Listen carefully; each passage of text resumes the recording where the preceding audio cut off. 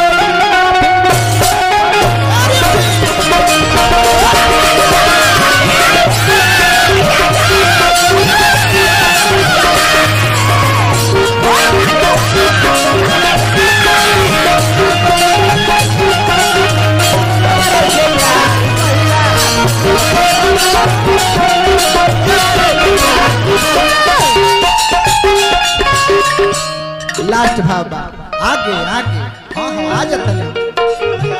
नहीं हर से ससुरा एक तोहरे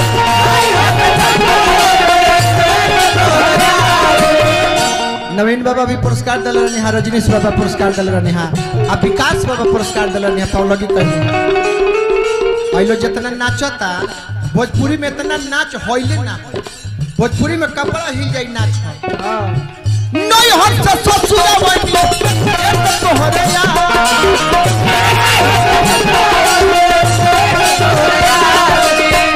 भोजपुरी में खाली चले आ जाए न तरुआ नाचे आइलो बिना मतलब के कमर तुरंत भाई हमार नाम नखन बताओ लेकिन तू सरकार पैसा दिले बार आहा हा नहीं हर से ससुरा एक तोहरे से सोनू संगली कबल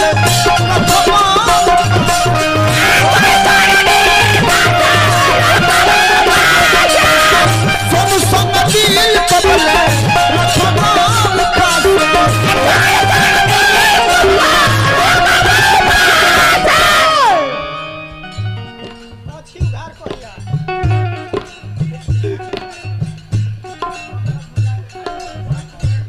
नाम में भूला कर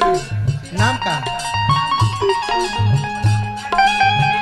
सही में नाम में भूला कर क्या नाम है कियर बाबू का बता दे ना ना ना सोनू संग दिल कबले खपाऊ पासे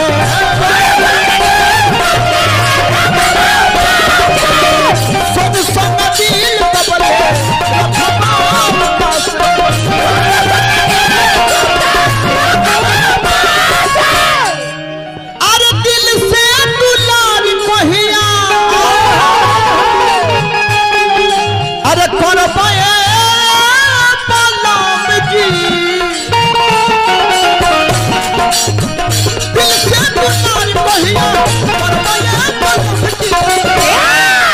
प्रेम जी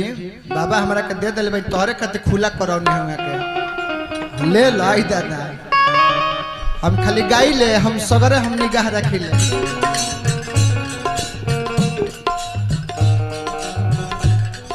ना ना ठीक बा ठीक मौका पाइल बने ले कियर बाबू दिल से दुलार कहिया